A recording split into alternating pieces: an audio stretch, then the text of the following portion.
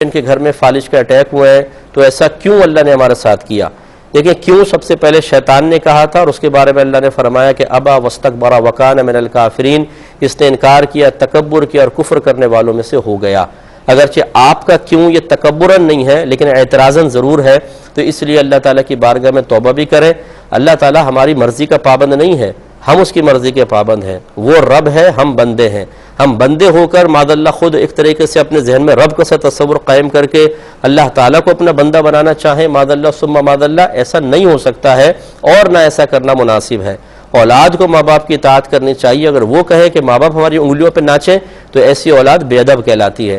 تو لہٰذا اللہ تبارک و تعالی ہماری مرضی کا پابند نہیں، وہ جس طرح چاہے گا ہمارے ساتھ معاملہ کرے گا، ہمیں اس کی رضا پر راضی رہنے کا حکم ہے۔ پھر سب سے پہلے تو اسباب پہ غور و تفکر کریں نا، چکنائیاں کھا رہے ہیں خوب، مطلب یہ کہ ایسی سی چیزیں استعمال کرتے ہیں، نہ صحت کا خیال، نہ واک کر رہے ہیں، نہ کچھ کر رہے ہیں، اور پھر بلڈ جب تھک ہو کر آپ کے دماغ کے اندر پہنچ کر اس کے کلوٹس وغیرہ وہ فالج کا سبب بن رہے ہوں، وہ اسباب نہیں دیکھیں گے، اپنی کوتاہی نہیں دیکھیں گے، کھائے جائیں گے، خوب کھائے جائیں گے، چکنائیاں کھا رہے ہیں، ربڑیاں کھا رہے ہیں، پراٹھے کھا رہے ہیں، سموسے کھا رہے ہیں، اور پھر اللہ تعالیٰ تو نے ایسا کیوں کر دیا؟ تو اپنی بھی تو کوتاہیاں دیکھیں۔ تو اس لیے مجھے آپ سے بڑی ہمدردی ہے، آپ کی والدہ کے ساتھ، آپ کے ساتھ، بھائی آپ کے فوت ہوئے، تو لیکن بہن آپ اس طریقے سے تمام معاملات، تمام الزامات اللہ کی طرف کر کے اپنے آپ کو معصوم اور مظلوم تصور کرنا یہ قطعاً غیر مناسب ہے۔ ہمارے قصور ہوتے ہیں، اللہ تعالیٰ بالکل اپنے ہر فعل میں درست ہے، اس کی طرف غلطی کی نسبت نہیں کر سکتے ہیں۔